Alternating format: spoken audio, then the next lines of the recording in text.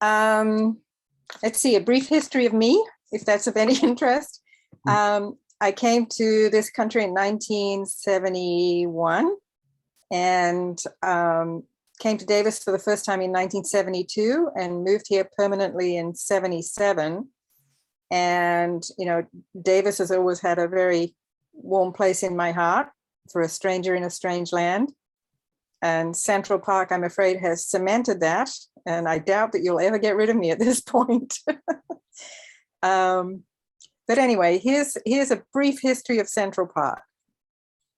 In the 1820s, in this area, there were very few settlers. The only people who pretty much came through were fur trappers who came down from Canada. I mean, quite a way to go. But I mean, they would take the furs back and they would sell them for thousands of dollars. You know, a good trip was when you sold $2,400 or, you know, $3,000 worth of fur when you took it back. So there was very little exploration or development of the interior of California until about the 1840s. And then in the 1840s, there were two particular wagon trains that came across. One came from Missouri, and it brought familiar names to Davis. Joseph B. Childs was on that wagon train, and he was the father-in-law of Jerome C. Davis.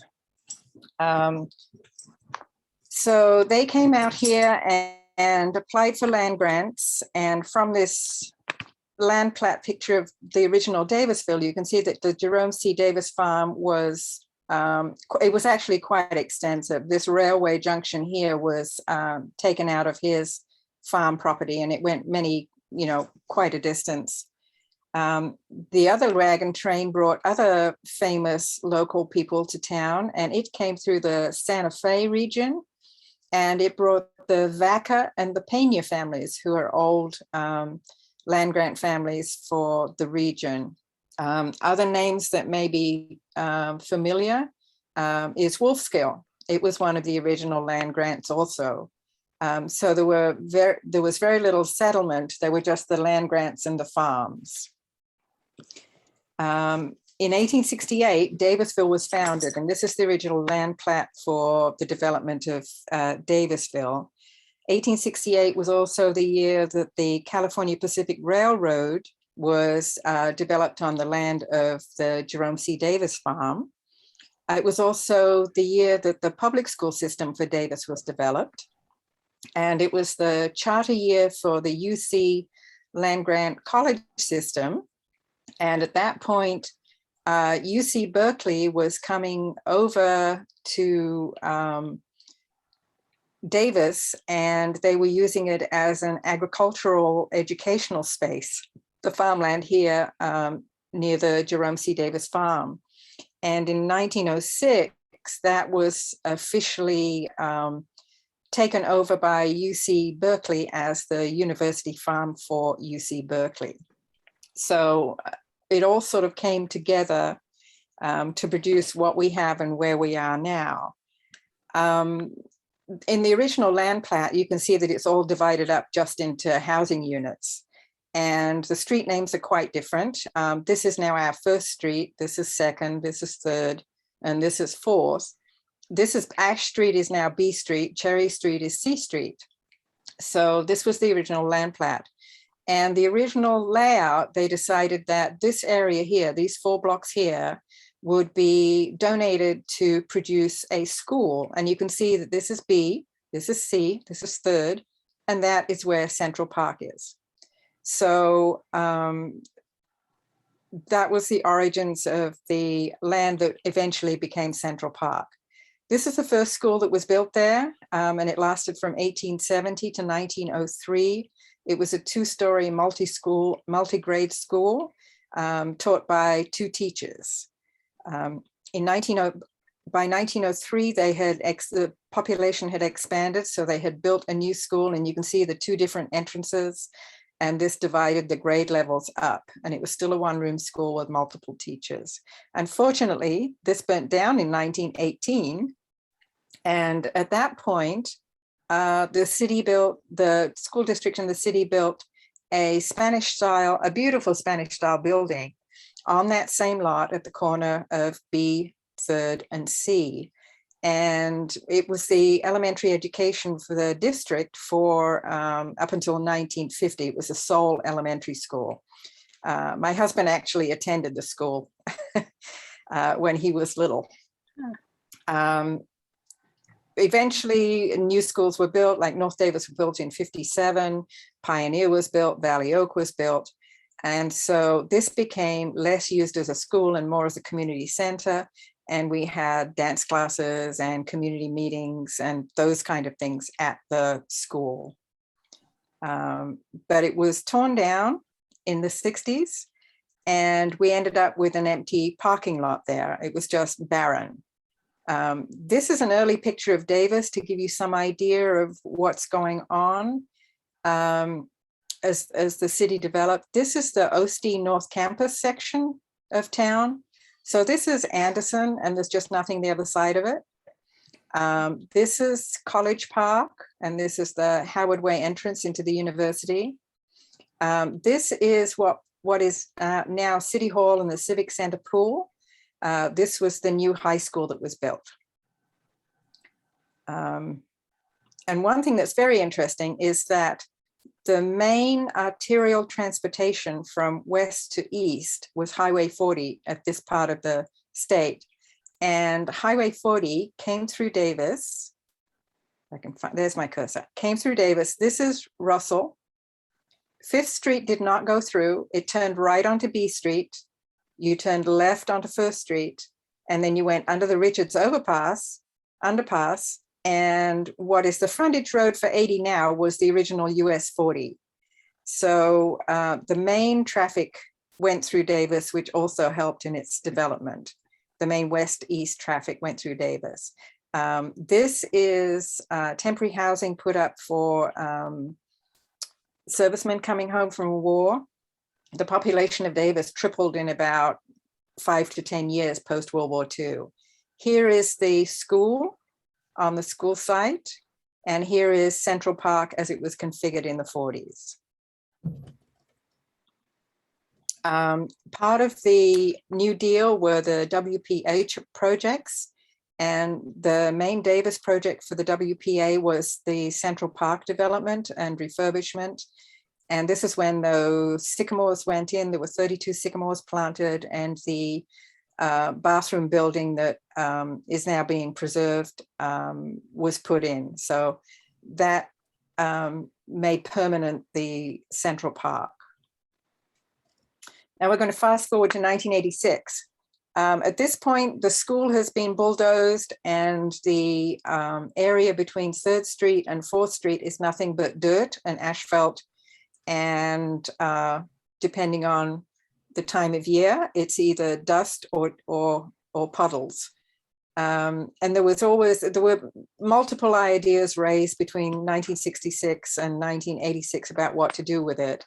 And eventually the city decided that they would put a commercial development on it because it happened to be an economic hard time where, I mean, Davis has always had problems with tax base because of it's an education. It wasn't only an education-based community with the university and the state being the predominant employees with very little commercial development.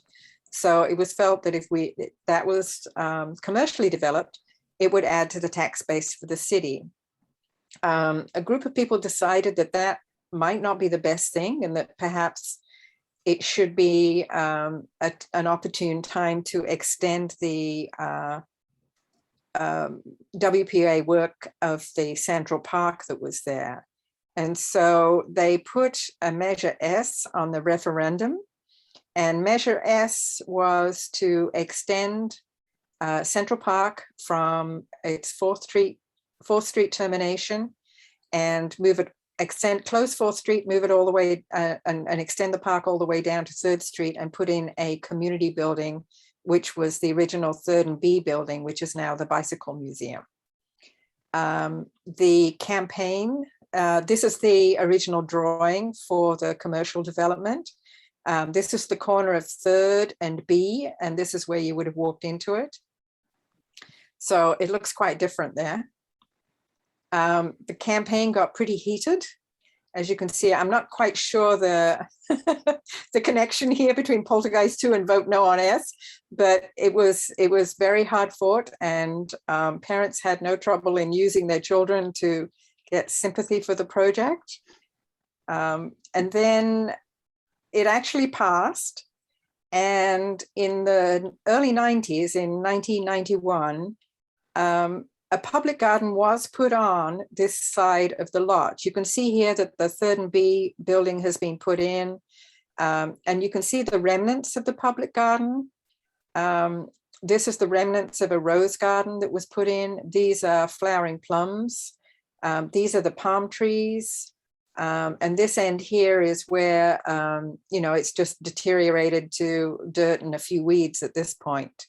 So in 2006, Emily Griswold was at the Arboretum, and she's employed by the Arboretum as a director there. And she approached the city about refurbishing the garden. She reached out to a variety of community groups, the Davis Gardeners Club, Master Gardeners of Yolo County, and the city. And between those groups and several other groups like Farm to Fork, it was put to the city a memorandum of understanding that we would develop it with a volunteer group, and we would maintain it, because one of the problems was this garden was beautiful when it went in, but the city was not equipped to maintain it. And so what we wanted to do was put something in and then keep it for a long time and just keep it going. So we approached the city and developed an MOU, and also developed an agreement with the Master Gardeners of Yolo County. Once we did this and we got going, we had to decide exactly what we were trying to do and how we were going to do it and why we were going to do it. So we developed a mission to provide a beautiful space for people to enjoy. And also we felt very strongly that education needed to be the focal point. It wasn't any good just putting it in for people to enjoy. We wanted to spread the word, and we wanted to educate people as to the possibilities for horticultural gardening in Yolo County. And that is where we took it to. And our focus was always on volunteer and working with other community groups to make this happen. This is our original design for the garden. You can see we've maintained a lot of the original concept. Here's the rose and flower garden. Here are the 4 flowering plum trees. These 2 are still in existence. These 2 are not. The palm trees are still there. This is the upper end, which was just very much deteriorated. And this is the vegetable bed and the beneficial beds. And then just north of there is the waterwise. And you can see how we laid it out. This is not exact to what it is now, but this was a preliminary mapping of what we did. Most important to us was to make it a sustainable garden. One thing is that everything we do at Central Park Garden can be translated into the home garden. It doesn't need any special equipment. It doesn't need any knowledge beyond what you can learn from the garden or what you can derive from our different educational programs. It just simply, we didn't want it to be an overwhelming thing that people said, oh, that's beautiful, but I could never do that. We wanted it to be the other way. We wanted people to look at it and say, boy, this is really nice, but it looks like I can do some of this in my garden. So we tried to always concentrate on that and do simple solutions for things, approach things in a very discreet way, developing a small amount of the garden at a time, so that there was no massive machinery needed or huge crowds of workforce. So that was where we went with our sustainable practices. We avoid gas-powered tools. I don't think we've ever used one down there. My mistake. We did use one. We tried to rototill the vegetable beds with a rototiller, but there was so much debris from the parking lot buried, it bent the tines on the rototiller, so we've never used one since. Green waste, we compost as much as possible on site. We do have a compost bin. The City of Davis, as part of the MOU, will collect any of our green waste and put it into the City of Davis's green waste program. So that is very sustainable. Anything that we use on site, we try to get from local resources. Our plants are all from local nurseries or UCD, Arboretum. We try to be as self-sustaining as possible by collecting seeds and propagation of the plants that we have in the garden. Mulch for weed control and water retention is provided by the City of Davis. And the other thing that we try and do is to educate people to grow a year-round vegetable garden, which is quite simple here because of our climate. And as long as you time things right, you can eat off a small amount of dirt for a year-round garden. Conservation was very important to us. All our path edging material is recycled plastic. And all of our mulches are organic materials. As I said, they're provided by the city. The Bermuda lawn that was in the meadow was quite a challenge. We have had several attempts to get rid of it, and we appear to have achieved that at this point, but Bermuda seeds will blow in on any wind, so we're always alert for it. We did at one point have an area of the meadow where we thought we had got rid of the Bermuda lawn, but it was coming back in again, and it got into some of the native grass root systems. So we simply took those out, worked on removing the Bermuda for a period of time again until it looked like it wasn't coming back up again, and then we replanted the area. So we've actually managed to achieve something there that took us a while. And that area is now California native grasses and bulbs and seasonal annual native annuals. Irrigation is very important. We try to do as little as possible. Our irrigation is on a timer with the city. Most of the areas that we have in there water bi-weekly, it's 2 weeks between watering. When we're putting in new plantings, we will hand water until they develop a good root system. And then at that point, we will move them, we'll stop doing the hand watering and we'll move them onto just the irrigation system. The pathways are all permeable. They're all DG pathways. It's very important to us to reduce the use of pesticides and herbicides in the garden.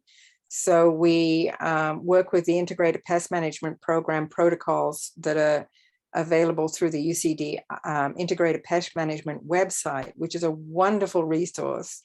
If you have any problems, it's very easy to go on there and identify what you have and what the least toxic solution is.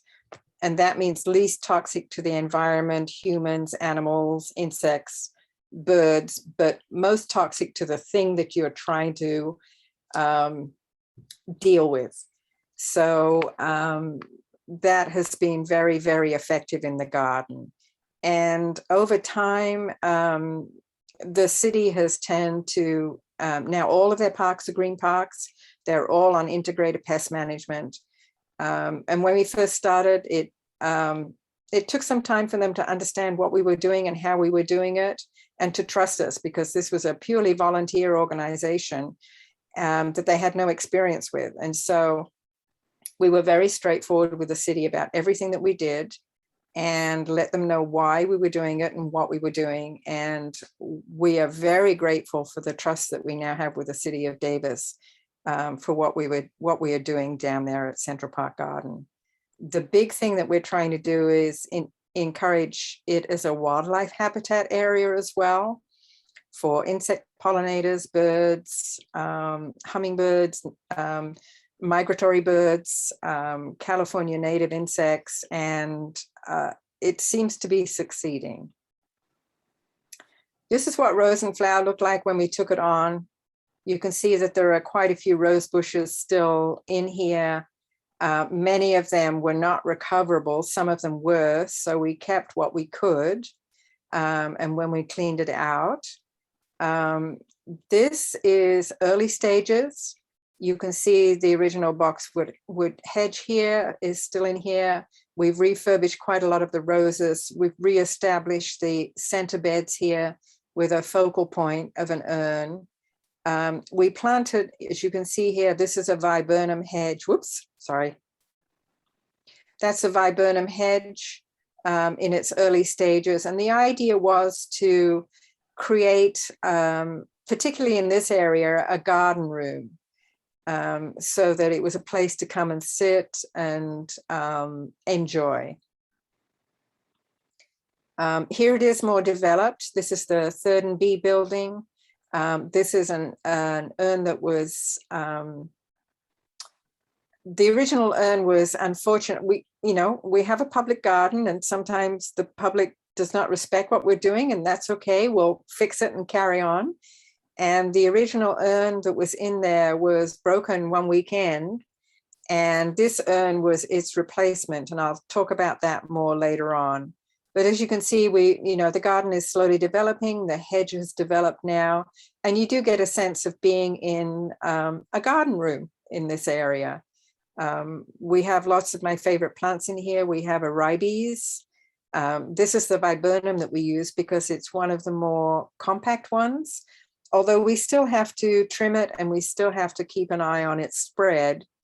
It's easy to maintain with just, minimum care. A butylon is one of my favorites too. And of course we have standard roses. And here was our last architectural piece that we added to the garden, was a series of arches to make the entryways into the garden space. And this was done by a local artist. We always try and use local artists for anything that we're doing down there. This is a sensory garden area as we found it. Actually, this is slightly improved. But we also, again, here tried to maintain some of the original design from the 1991 design of these beds around the focal point sculpture here of the dancing ladies. We didn't want to lose that. So thanks to the Cortopassi family, we were lucky enough to be able to match fairly well the granite stone of the original sculpture with the stone that we used to make the raised beds. And what we find now is that, Saturdays or Wednesdays when the farmers market is on, or at any time of the week, you'll see people here sitting and just enjoying the area. And we call it sensory because it's smelling, it's touching, it's feeling. We have fuzzy plants and we have smelly plants like garlic chives. And we also have edible plants in the area. This is an artichoke. We've also grown rhubarb and asparagus in that area. And one of the things that we've done with the garden is try to take advantage of the microclimates that were there inherently or that we have created with our plantings. So things like artichoke and rhubarb and asparagus can be tucked in partial shade areas and do very well. So that's the sensory area. And then this is the California native area. And there are one or two plants in there that are not California native, but not many. And this is sort of, we just sort of let whatever was there keep growing for a while. And then this is the new plantings coming up quite nicely on the west side of the garden. Here you can see one of our flowering plums in bloom. This Cliff Schmidt ceanothus is absolutely beautiful now and well developed. We have a California redbud in there that's beautifully developed. This hummingbird sage has spread very nicely. California fuchsia has spread very, very nicely. So it's filling in quite well. And we have recently put drip irrigation into this area, and it seems to appreciate that, because it was one of the awkward areas for us to get good coverage with the existing irrigation system. Here's the meadow. This is it here. This was all the Bermuda that we got out. We took this whole area out of Bermuda. Here are the palm trees, sort of 4 sentinels of the garden. And here's an early planting day before we had a permanent pathway in. We were putting in grasses and yarrow throughout that area. And here it is now, more recently. You can see the palm trees. And we have fully developed yarrow, we have California poppy, we have milkweed, we have calendula down here, we've got asters, and we've got a redbud down here. So it's really filled in and developed very well. One thing that is really nice about the meadow is that we have a variety of bulbs in there that come up during the year. We have several allium. We have the drumstick allium that comes up. Right now, the Argentine lily is coming through, and it looks sort of like a crocus and spreads very well and is looking absolutely charming as it's coming up through the blue fescue now. This is the beneficial area, and the aim here was to put plants around the vegetable bed that would provide attractants for beneficial insects. And it definitely is succeeding. This is one area. We inherited a couple of rows of Sharon here, but nothing much else. And what we have now, this isn't a shrimp plant. It's a Mediterranean plant, but it's an annual that comes up. We have heuchera in here. We have salvia along here, Santa Barbara daisy over here. We have California native iris in here. So it's all filled out, and the grasses. And so it's all filled out quite well with seasonal color and plants that will attract beneficial insects. We have California goldenrod and the western redbud. We have aster and coreopsis, and we also have manzanita. And another one that we put in this area is echium. It's a blue echium called Pride of La Palma, and that really attracts the butterflies. So this has been very beneficial, literally, in many ways in this region. Here we have the vegetable bed, and this is early beginnings trying to decide what to do with this Russian Easter egg bed.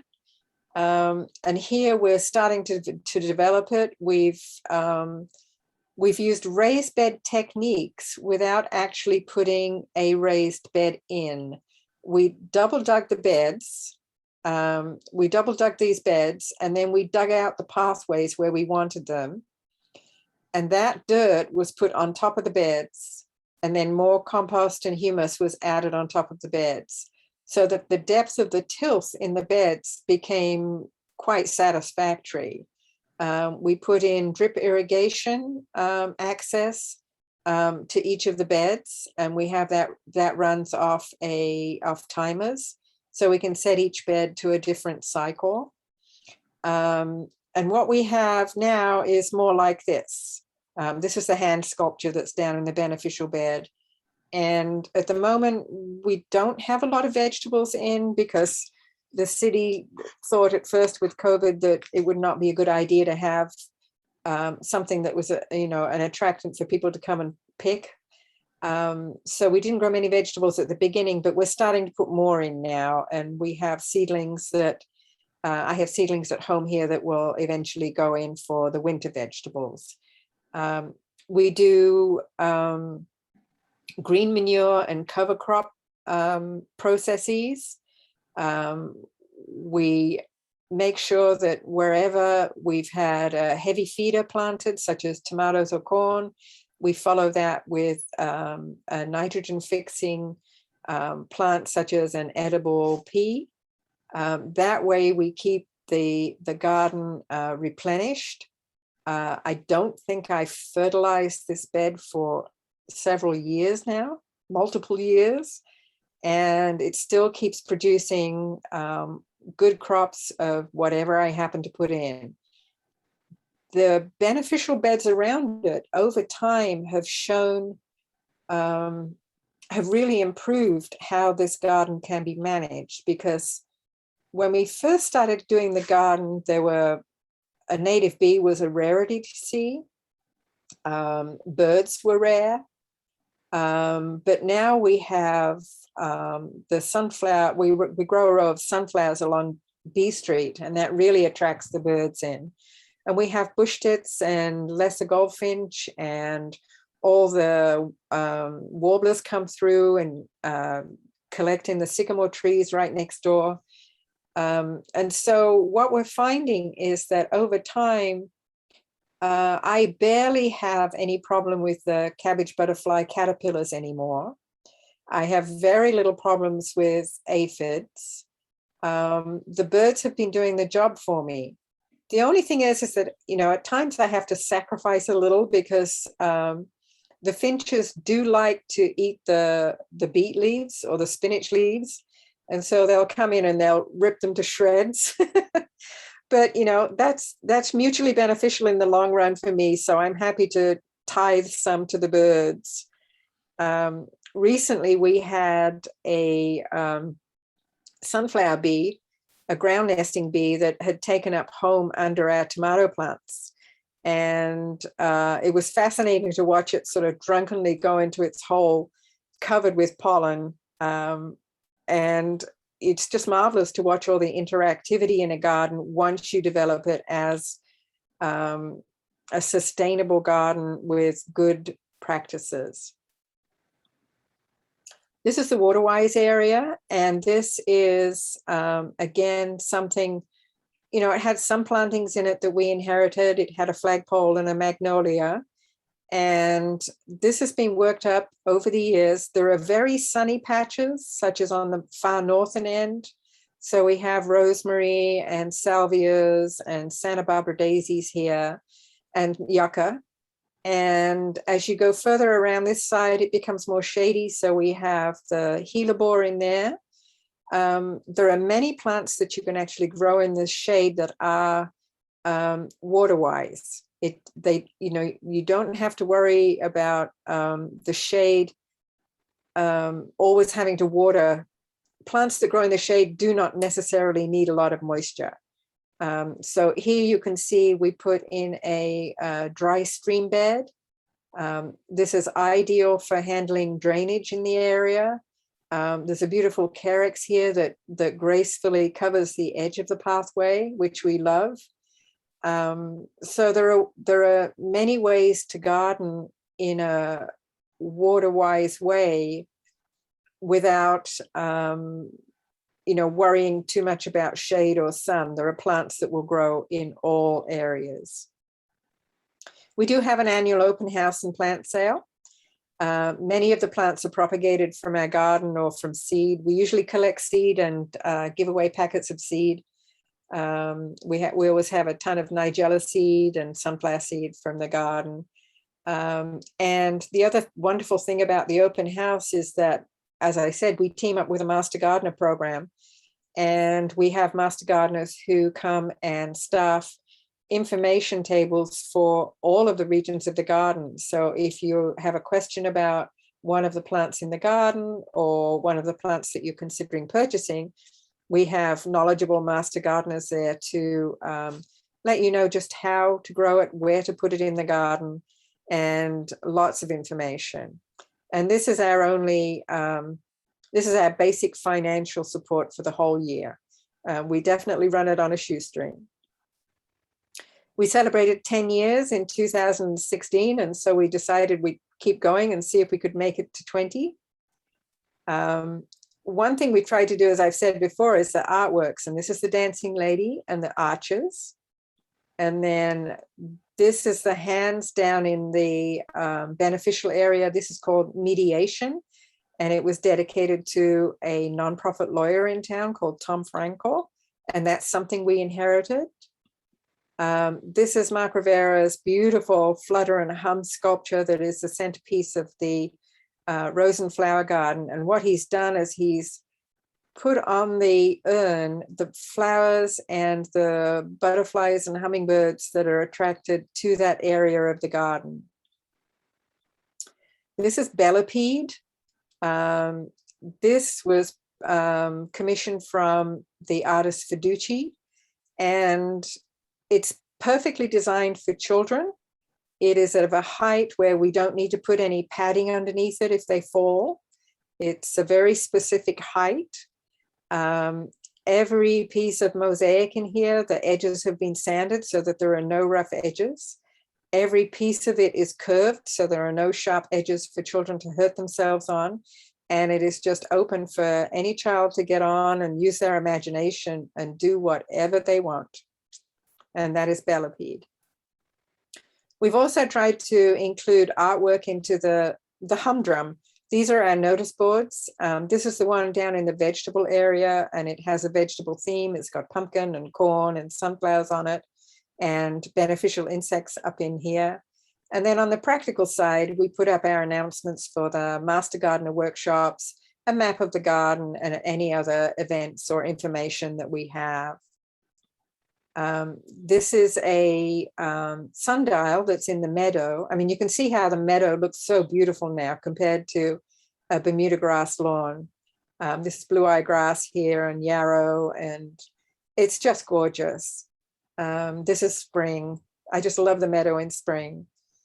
And so here it was in its original configuration, but over time, it's taken on a different patina, but it's a very good conversation piece with children, especially when it's daylight savings time, because they will tell me it's wrong. And so I explain to them about the sun and daylight savings time, and it's a lot of fun. As I said, education is the focal point of the garden. We label all our plants. We put in large descriptive signs to guide on best gardening practices. Here's one in the vegetable area about attracting beneficial insects.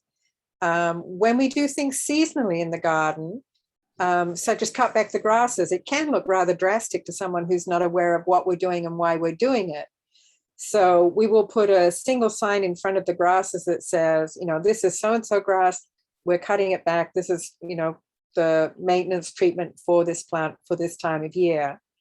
So we're constantly trying to educate no matter what we're doing in the garden. Signs are placed to highlight seasonal blooms. We have a particularly splendid Daphne under the apple tree, and it's right beside the main pathway. So everybody can smell it. And so we have a sign that we put up there every year, what's that gorgeous scent? So we always try and educate with things that will catch people's eye.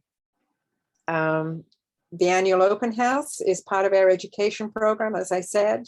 Thanks to Yolo County Master Gardeners, that really is a very in-depth and broad presentation of the garden.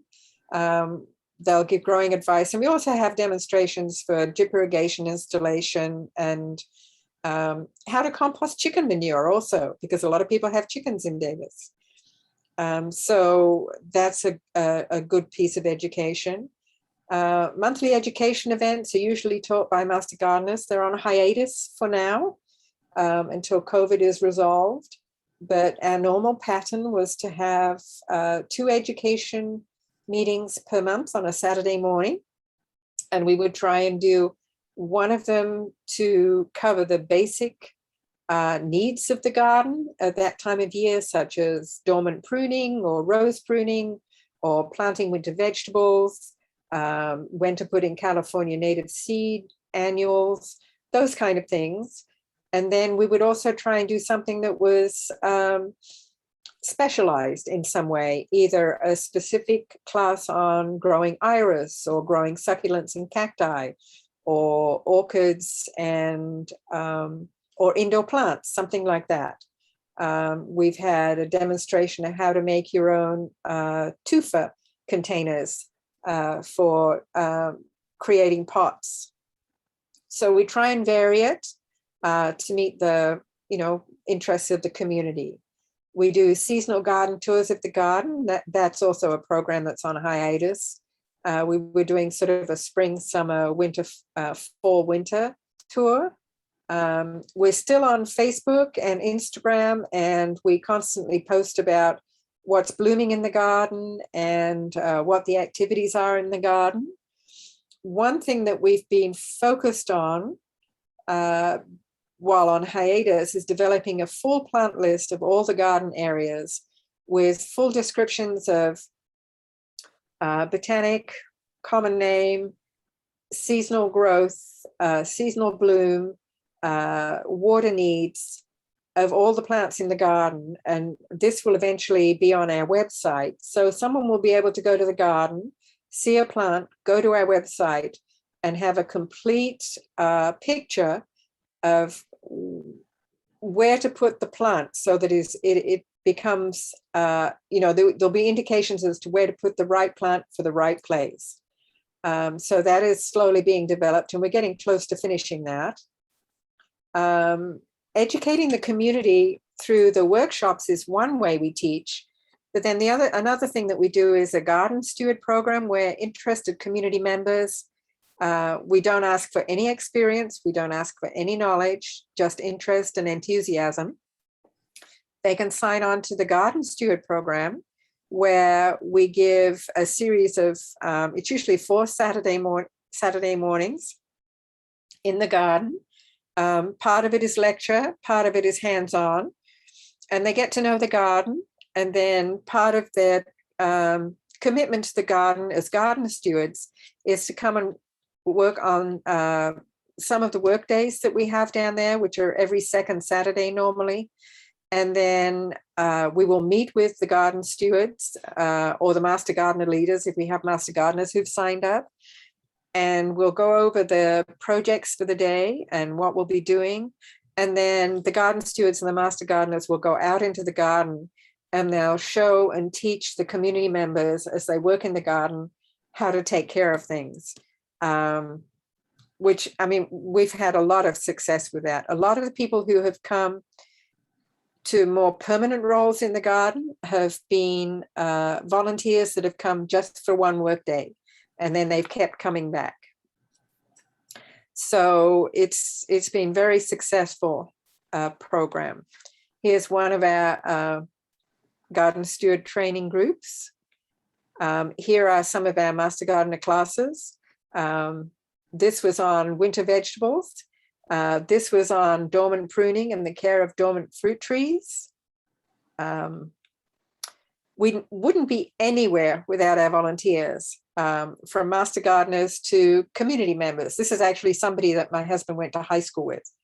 And as I said, we don't ask for any knowledge. We don't ask for any background whatsoever. We can teach you what you need to do. We adapt the task to the ability of the person who shows up. If we're doing propagation, we'll have a table with chairs for people to sit around and do propagation, or even tuck a wheelchair underneath if that's needed. So everybody is welcome. It is totally open to anybody who wants to join in and take part. This was planting the meadow. This was a Saturday work day, and this was a Saturday work day with Jan. A lot of the people who come to the garden are students. Many of them stick around. This is one of our now current board members who came originally as a volunteer. Here's another person who volunteered and who is now also a board member. So we're very grateful when people continue their commitment and move further into the system. But, just casually coming and helping us is just as welcome. For bigger projects, we'll ask for more people to help. This was a pathway refurbishing effort. Here we were doing both spreading mulch and a pathway refurbishing effort. We got a little ambitious that day. So we wouldn't be nowhere without community volunteers. We've also had community support in other ways. This was Sunrise Rotary putting in a fence along the meadow because we were finding people were walking their bikes through while it was growing up, or parking them there because they could walk between the plants, and we were getting a lot of damage. And Sunrise Rotary came and put us a wonderful fence along there for protection. Here we had an Eagle Scout project here. This edging was all put in as part of an Eagle Scout project. So we're open to any community involvement whatsoever. This was another Rotary project when we were putting in the center DG pathway for the meadow. Our next major project is putting in drip irrigation for the whole garden. We've done it in the California native area, and we're beginning to get areas of the rose and flower with installed drip irrigation. Up until this time, we were very careful with water. We did, water audits each year to see how we were doing. Were we wasting? Were the areas getting enough water to preserve the plantings? So we've always been very cautious and careful with water use at the garden. This was a water audit that we did, but now we're aiming to get drip irrigation into the whole garden. It will take us months, but that's okay. We'll do it a small piece at a time until we get there. So I think that might be it. So thank you. Any questions? Come visit and spend a while with us at Central Park Garden. We will enjoy your company. You did have one question. Yes. Many plants crowded the beneficial area under the tree. Any harm? No, they appear to be mutually supportive. And what happens is that when things get very crowded, such as there is one area in the beneficial where I have both California goldenrod and a wonderful aster called Purple Haze, and they have spread and grown. And so what we do there is we do what we call shovel pruning, and we just thin things out. The heuchera probably in that area are ready for coming out and dividing and breaking up. I mean, that's what we do. As things develop, we divide and break them up. We had a salvia near the vegetable garden notice board, and we really liked it. It was called Windwalker, but it had very open growth and very floppy growth, but a beautiful color, and it was perfect for attracting bees. So we didn't want to get rid of it. So when it became too big for the site, I lifted it, and it turned out when I lifted it, I could divide it into two. And so I've moved it to another place where it has more room to grow, and it's absolutely thriving. And I now have two of them instead of one of them. So as things become more dense, which happens in any garden, you simply go in and use a shovel and lift things. If you can divide them and spread them out, do it. If you have extras, you can always give them to your neighbors. So as plants mature and develop, that's a process that keeps the garden well maintained so that it doesn't choke on itself, basically. Next question. Where do your vegetable harvest go? Good question. Up until COVID, all of the vegetables were donated to community meals. We didn't consume them ourselves. I would make a delivery over there twice a week to the Community Meals Project, and I would just drop them off, and then they would use them however they wished. So we've always just donated the vegetables. It's a small area, so it's not a massive amount, but it certainly is appreciated by the community meals people when I walk in with very fresh vegetables or 10 butternut squash. They really appreciate it. I just lost it. Deb Sorrell has a question about a mature sage. Can she speak and describe it? Go ahead, Deb. Okay, Peg. Yeah. I just happened to come by your garden last week to visit, which was really wonderful. And you have a lot of sages in there. And yeah, we do. Yeah, and I'm working on that garden up in Vacaville.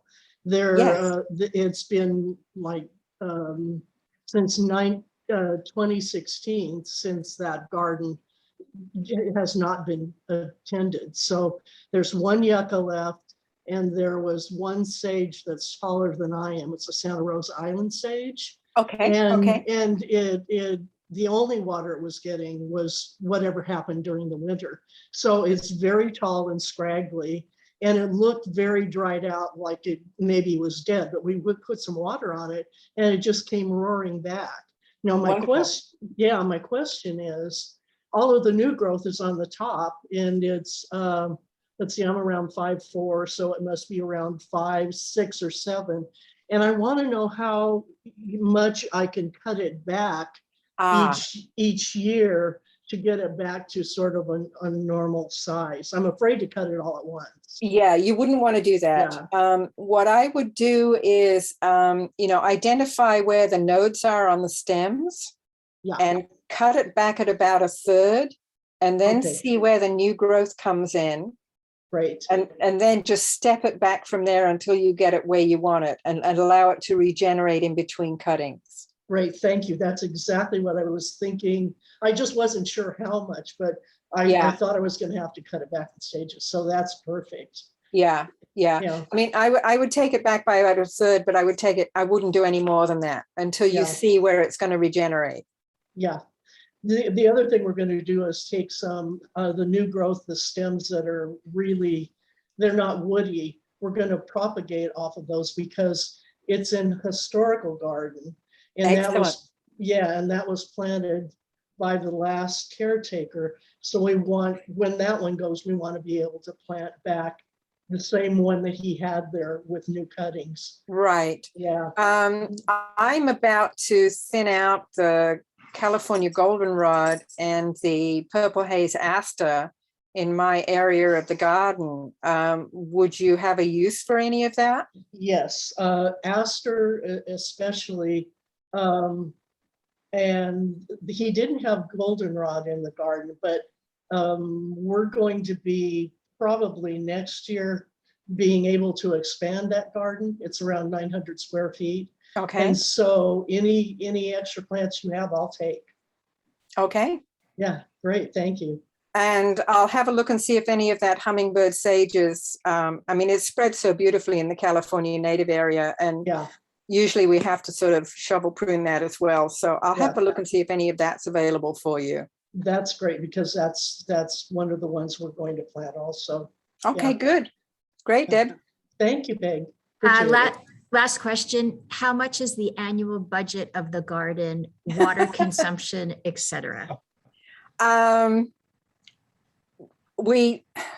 Let's see. Our annual budget actually is, we basically allocate $100 per area that you spend. And then if you have a large area that you need to refurbish, you come to the board and you say, please, here are the plants I want to buy. So the budget varies depending on what you're doing, but we sort of have $100 each per year for refurbishment. And we've had grants and we've done fundraising. So we've kept ourselves going quite nicely, but our major fundraiser is that open house. And that's how we manage. But we do have so much support from the city. We don't pay for water. The city pays for all the water. We don't pay for the mulch. The mulch is delivered to us. We don't pay for the decomposed granite for the pathways. So we have a significant amount of underneath financial help from the city through the MOU. That's it. Good. So Joan, can I jump in? And so next week, 2 weeks, we've been in a drought for actually about 20 years with a couple little breaks. But so next week we'll do gardening during a drought. And actually there's an article that I wrote in the Master Gardener newsletter that was just published if you want to read on the same topic. So an excellent article that he wrote. Well, thank you. Great. So hopefully we'll have a chance for a few questions and a little discussion about how to do water-wise gardening, basically.